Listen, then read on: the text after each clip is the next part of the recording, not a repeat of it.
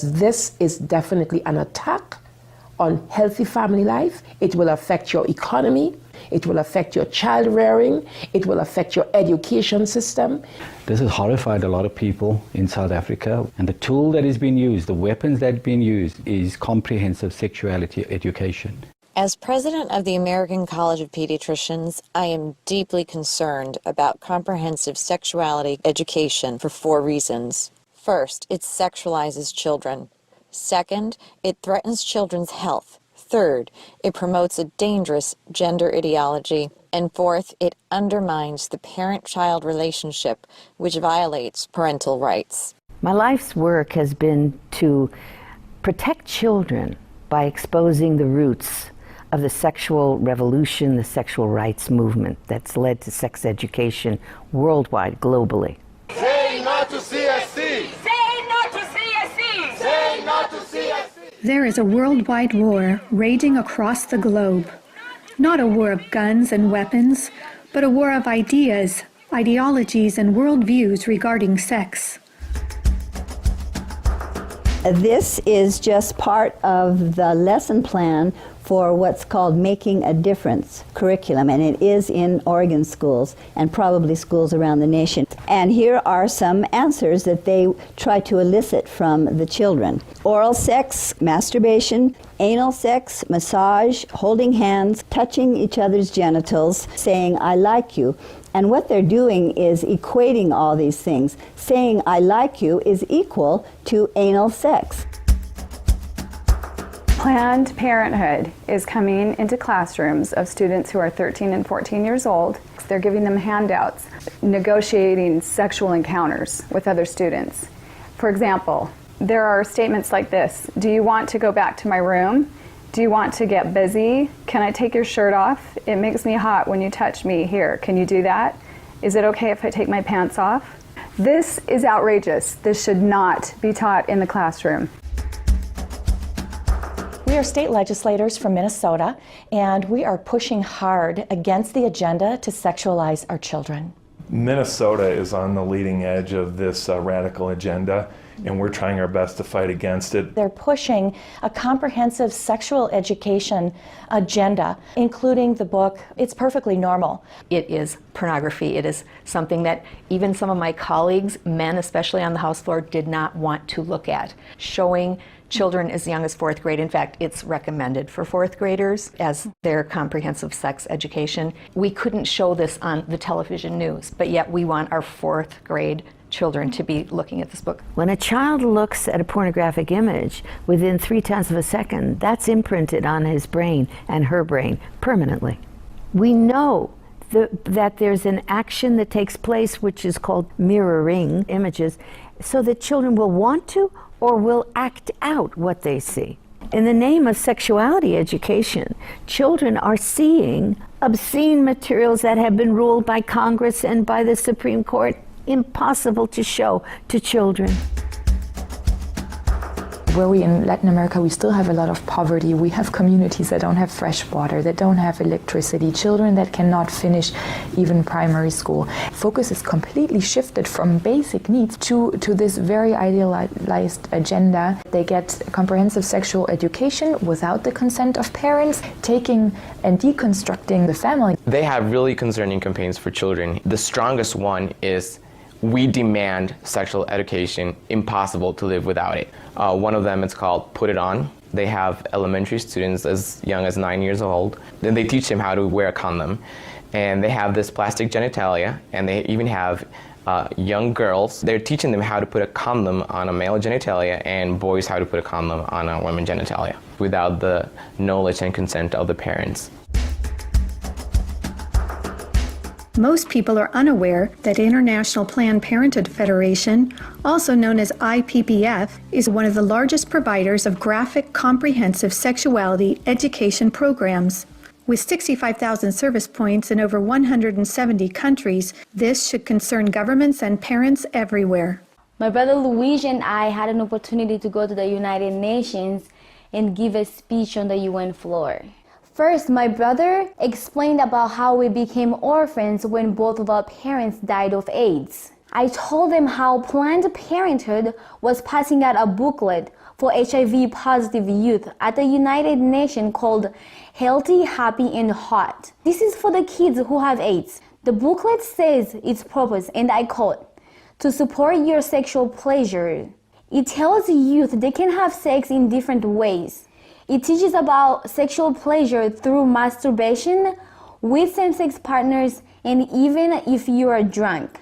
One of the most disturbing things I think that I've ever seen as a physician, this pamphlet called Healthy, Happy, and Hot, put out by International Planned Parenthood Federation, tells young people, and you have the right not to disclose your HIV status to a sexual partner if you're not comfortable. I was just so offended at the booklet that Planned Parenthood put out, inviting people living with HIV to engage in the very acts that would harm them. It's all about rights instead of health. It also tells young people that are HIV positive that if they decide with their partner not to wear a condom, that's their decision. It's just this kind of information. It's so unbelievable to me as a physician. This kind of message was a death sentence to not only both of my parents, but also my brother Rogerio.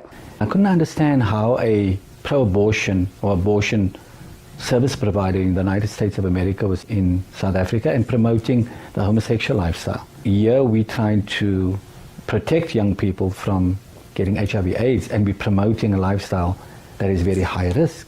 In Guatemala, an affiliate of Planned Parenthood is huge. They have more than 2,600 service points, 27 permanent clinics, and 5 mobile units.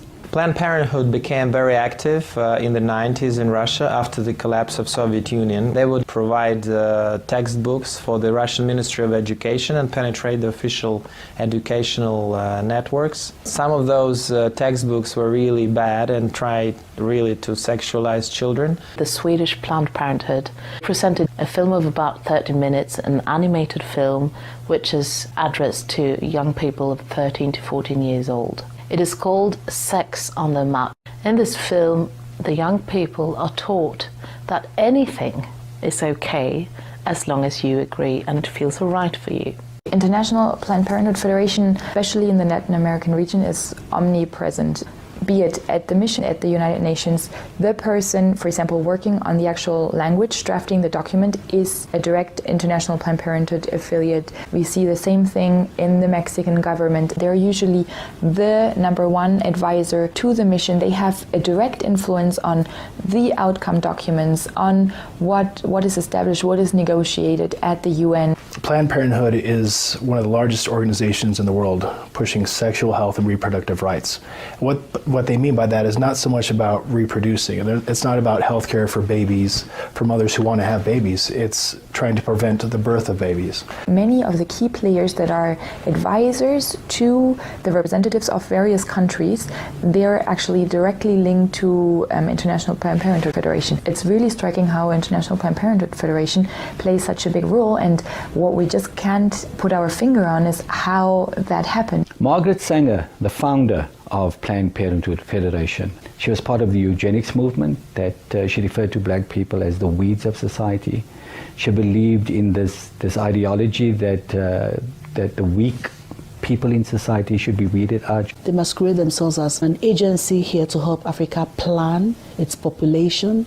What they're trying to do is to suppress the African population. They do it through education, making sure that whatever reproductive health care is wanted is in the direction of not having children.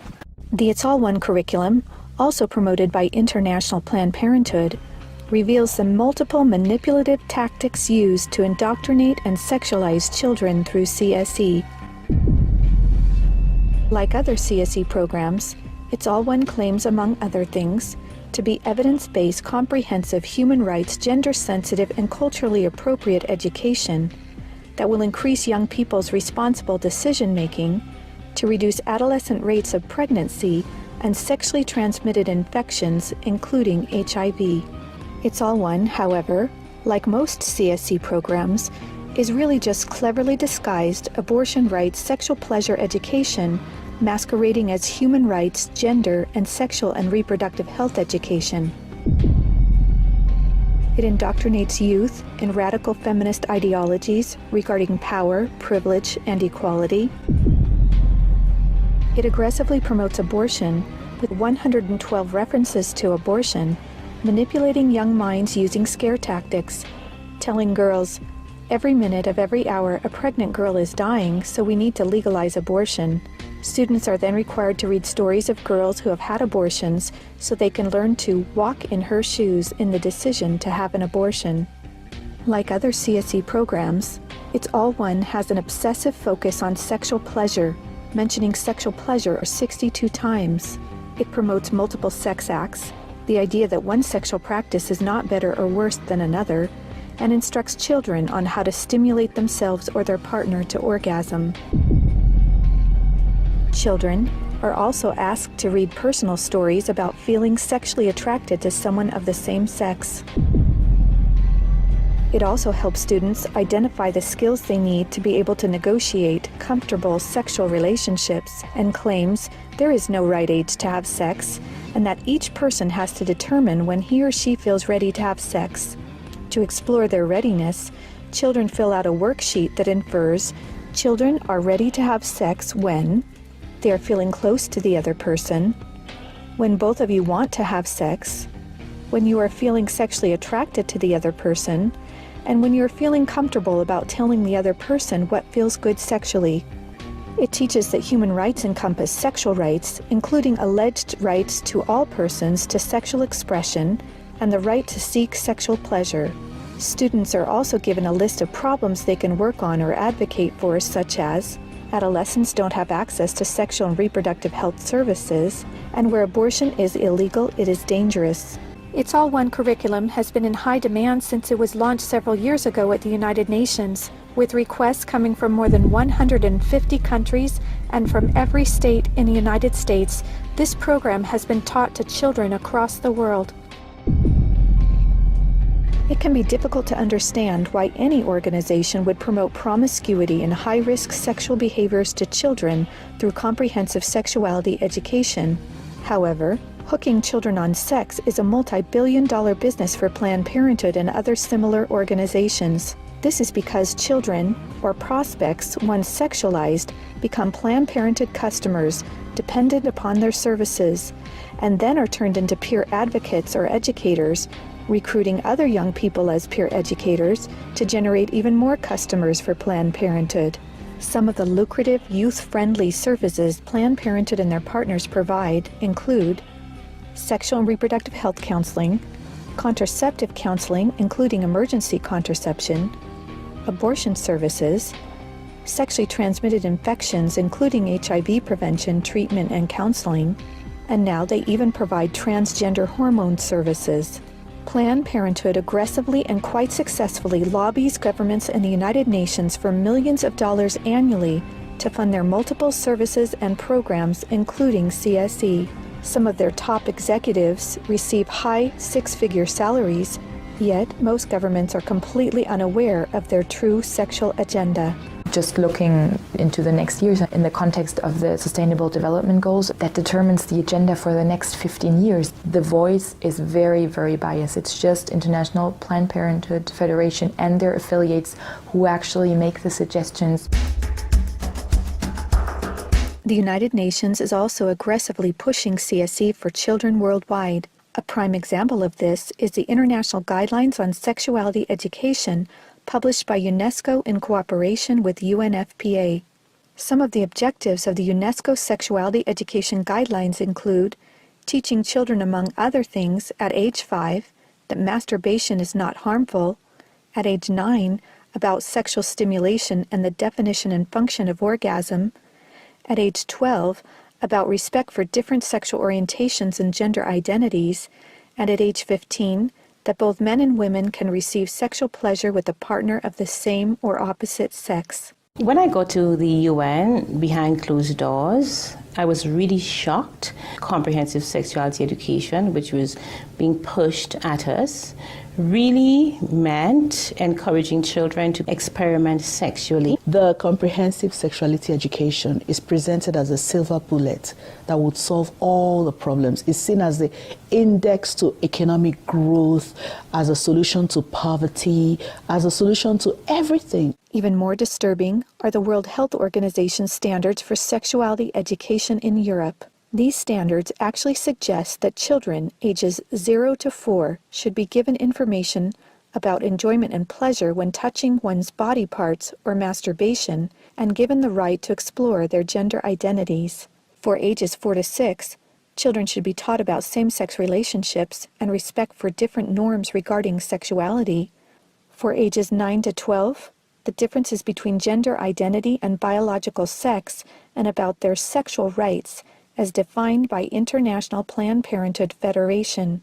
And finally, for ages 15 and up, children should learn to celebrate sexual differences, about violations of their sexual rights, and their alleged right to abortion. The UN's Children's Agency, UNICEF, also promotes comprehensive sexuality education, and as far back as 1999, UNICEF was also found to be promoting the sexual pleasure agenda.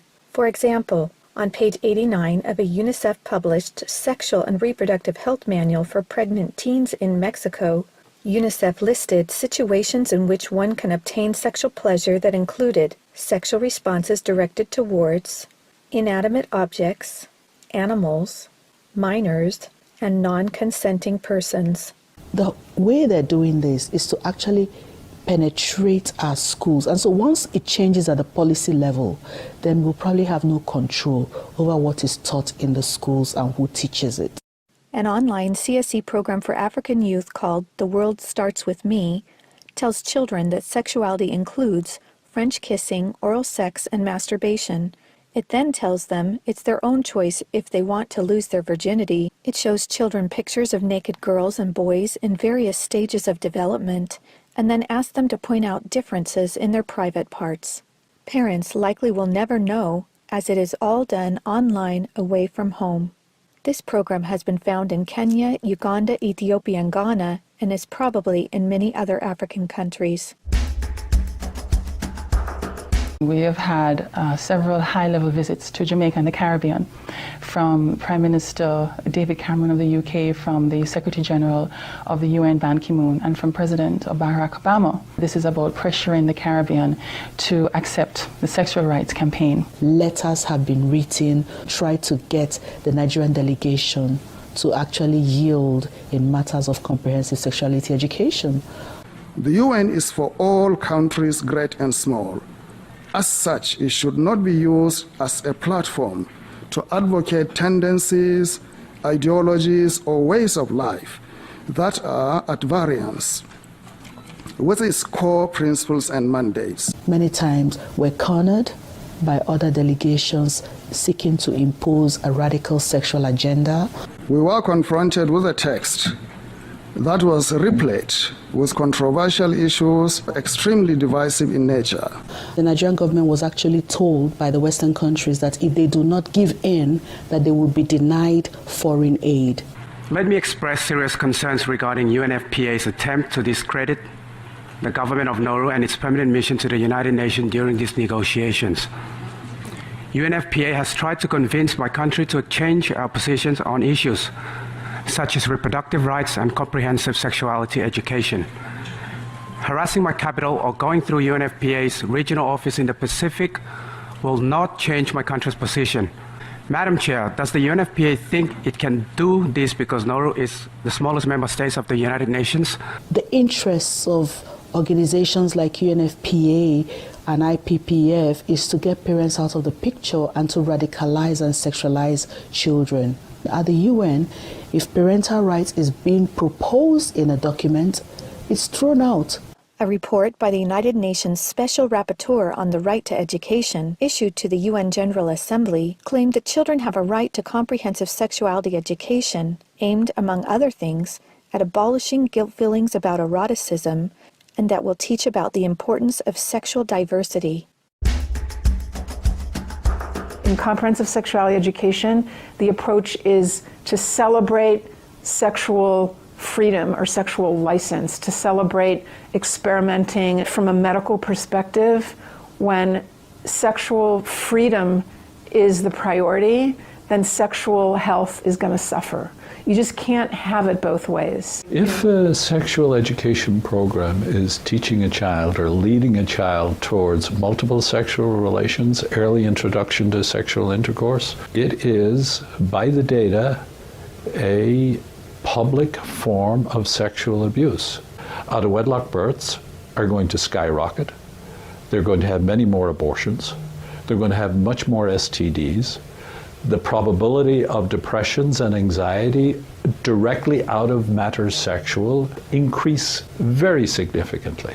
So our country had a secret visit from the U.S. Special Envoy for LGBT Rights, Mr. Randy Berry. He was accompanied by the Senior LGBT Coordinator for USAID, Mr. Todd Larkin, to try and see what the Jamaican climate was regarding sexual rights and how they could influence change. We were able to notify the public about this visit and to send a very clear message to the U.S. government that Jamaica will not be pressured into changing our values and our culture that protects the family. The Center for Disease Control, in their own research, shared information that 2% of the population of the US are men who have sex with men. And of that 2%, they account for 68% of the HIV infection. And the government of the United States spends $12 billion annually just to take care of that. I actually had to say to them that Jamaica cannot afford to spend that kind of money. One of the handouts that concerns me the most is called the Genderbread Person. They teach that gender is a spectrum, that you can choose to be whatever you want. You could be all female one day and the next day feel like you're neither female or male. Frankly, it's confusing. It's mental molestation. We're confusing these kids as to what they are. The greatest medical fraud in history is to tell someone that they can change gender. I lived as Laura Jensen for 8 years. I discovered that biologically it is categorically impossible to change a man into a woman. My life was completely torn apart. We have a whole specialty in medicine called gender-specific medicine. Did you know there's male and female kidneys, male and female hearts? If there's a woman who needs a kidney transplant, she will do better with a kidney transplant from a woman, because a kidney from a male, every cell in that kidney is going to have a Y chromosome. When we prescribe medications now, is this patient male or female? Because the reaction to the medication may differ. Leading young children down the path of puberty blockers, cross-sex hormones, and mutilating surgeries places them at a greater risk of developing high blood pressure, stroke, heart attacks, cancer, relationship problems, anxiety, depression, and suicide as adults. There are laws in Oregon where children as young as 15 can get taxpayer-funded sex changes without parental consent. You can't have an aspirin at school without parental consent. However, a student could make these life-altering, permanent decisions without their parental knowledge or consent. The Diagnostic and Statistical Manual of the American Psychiatric Association reports that as many as 98% of boys who are confused about their identity will come to accept their biological sex by the time they are adults, as long as they are not encouraged in their confusion. They're tampering with the core identity of these young people and confusing them. This is the enemy of my children and my grandchildren. And it's digging down into the core of being male and female, of our identity as persons, of our family life, of our children. The Minnesota State High School League created policy in sports which broke down the barriers of what gender identity actually is. They are no longer allowed to tell students you can or you cannot use a particular bathroom. The girls in the school that would actually try sometimes to go into the bathrooms just to get away from a boy, but now that's no longer possible because these boys can follow them right in. Comprehensive sexuality education programs are disguised under many names. They may be called comprehensive sex or sexual education, education on human sexuality, reproductive health education, information on sexual and reproductive health, family life education, teen pregnancy prevention, rape prevention, anti-bullying programs, HIV/AIDS prevention, and sometimes even abstinence or abstinence plus education. CSE programs usually falsely claim to be age-appropriate, evidence-based, healthy sexuality education that will prevent teen pregnancy, sexual abuse, STDs, and HIV. This is to help people, young people, avoid the dangers of HIV/AIDS in South Africa. And they were telling them how they could have non-penetrative sex, oral sex, experimenting. So how is this helping people to avoid HIV/AIDS? This pamphlet, or zine as they call it, is called Dry Humping Saves Lives. This means abstinence. So they suggest that children masturbate or masturbate in front of a mirror or in front of one another. Anal sex, oral sex, grinding, sleeping together, caressing, sexting. They suggest sexting, which would be getting your groove on, fluid-free, and again, this is abstinence to them, so they're actually encouraging sexual experience for children and calling it abstinence. Sexual rights, sexual education movements began with Dr. Alfred C. Kinsey. He was a professor at Indiana University. His book, Sexual Behavior in the Human Male, purported to say that everyone in the world was engaged in massive sexual promiscuity, that it was a global pattern of sexual behavior. Kinsey claimed that the research published in his book proved that children are sexual from birth, that children could engage in sex with no downside, no problem at all. Kinsey actually had pedophiles measure with a stopwatch how many children could achieve what he called orgasms within a 24-hour period. In his book, Kinsey defines orgasm for these children as fainting, as having convulsions, as screaming, as fighting to get away from the partner, what he called the partner. Kinsey documented the sexual abuse of children. Table 34 documents the sexual abuse by pedophiles of children from 5 months of age to 13 years, 317 children in that one table alone. The so-called research then, exploitation of these children, became the philosophies behind the entire structure of modern sexual education globally. Today, comprehensive sexuality education is based on this philosophy that children are sexual from birth, created by Kinsey. 3 main organizations that promote Kinsey's harmful sexual philosophies are the Kinsey Institute, Planned Parenthood, and the Sexuality Information and Education Council of the United States, also known as SIECUS. In fact, Mary Calderon, the main founder of SIECUS, was the former medical director for Planned Parenthood, and a former Kinsey Institute director, Wardell Pomeroy, was also a founding board member of SIECUS. These 3 organizations are all accredited by the United Nations and use their UN status to promote Kinsey-based sexuality education to children across the world. Say no to CSC! Say no to CSC! Say no to CSC! Say no to CSC! We have tried to stop it. We have tried to break the consensus and ensure that comprehensive sexuality education has no place in the United Nations agreed language.